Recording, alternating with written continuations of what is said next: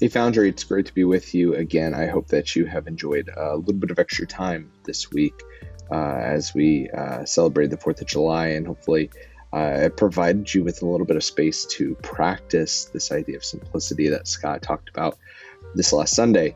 As we've been doing throughout this series, I want to give you just 5 ways that we can practice simplicity in our lives. We can begin to implement this idea and begin to put it into practice in our day-to-day rhythms and routines. Here are the 5 that we have for you this week. The first one is to establish your house rules for how you will spend your money and your time. If you haven't done it in a long time, it's probably a good idea to just take a minute or take an evening and just do an audit of where you're spending your money, how you're spending your time, trying to get a better sense of what that looks like. When we do that, we begin to see where there is excess, where we have sacrifice simplicity for the sake of comfort or for the sake of busyness or for the sake of any other number of reasons. So trying to take some time to establish, well, what are the rules, what are the parameters, what are the boundaries that I'm going to put in place so that I can live in a more simple way, both with my time and with my money. The second way to practice this that I was going to give you today is just check out the real cost of items you want to buy. For fashion, one example of this is the Good On You app. Digging down deep and just seeing, what is the real cost of the things that you are purchasing, that you're investing in, I think is very important because we oftentimes think about the clothes that we buy or the products that we buy as only the time period in which we have purchased them. But obviously, they come from somewhere. And not just that they come from somewhere, when we're done with them and we dispose of them, they go somewhere as well. And so realizing the impact of what we are doing and what we are purchasing and how that impacts people on the front end of things with how they're made, but on the back end of things as well with how they are taken care of on the back end is also very important.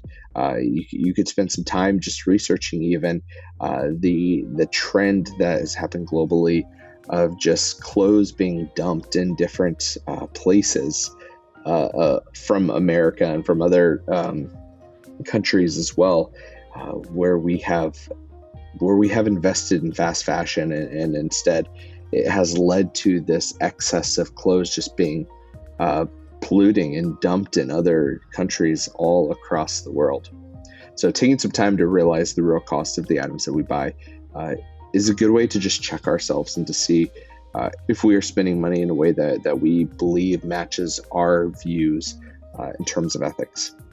A third way is to spend 24 hours minimizing being marketed to, or in other words, turning off our screens, because when we have our screens on, we are constantly being marketed to. Sure, some of that is the subliminal marketing that is happening in the TV shows or in Facebook or Instagram or whatever social media platform that you enjoy, whatever one you're on, the subliminal messages or the explicit messages that you see. But it's also the marketing that we receive each and every day with who we should be because of what we see on TV or because of what we see on our phone, or even just the need to be better, to produce at a faster rate or to be more efficient. All of these things kind of goes in the opposite direction of simplicity. So taking 24 hours to get away from what everyone in the world is telling us who we should be or telling us what products we should buy, and instead just taking some time to decompress, I think is helpful in terms of practicing simplicity. A fourth step that you could do this week, which this one's a pretty simple one, is to give something away. And I would encourage you here to think about how you can do that in a dignifying way, not just dumping something for the sake of dumping it. I think it's good for us to get it out of our houses, obviously, to create a little bit more simplicity in our own lives, but also making sure that we are passing it along to someone who actually needs it or recycling it in a way that is beneficial for the earth and for the environment that we live in as well. If you are not, there's a Facebook page called the Foundry Buy Sell Trade Facebook group.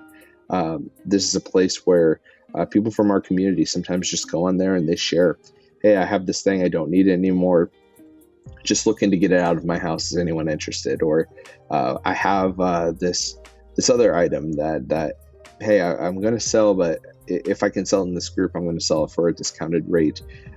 Being able to give something away and doing it to people who actually need those things can be incredibly helpful, and it can help us practice the simplicity as we begin to just declutter our lives a little bit.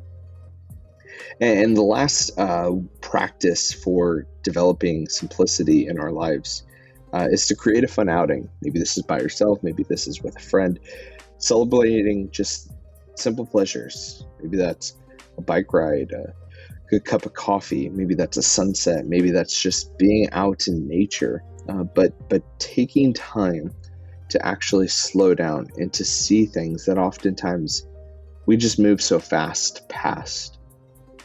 Taking inventory of the ways that we can be grateful, the ways that we can be thankful that maybe we don't often think about.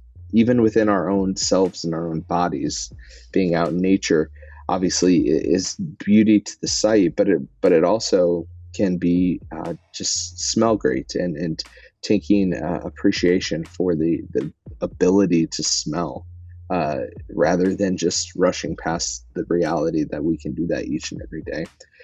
Creating space to find those simple pleasures, and not just find them, but to actually be grateful for them and to celebrate them, I think is a really great way to practice simplicity.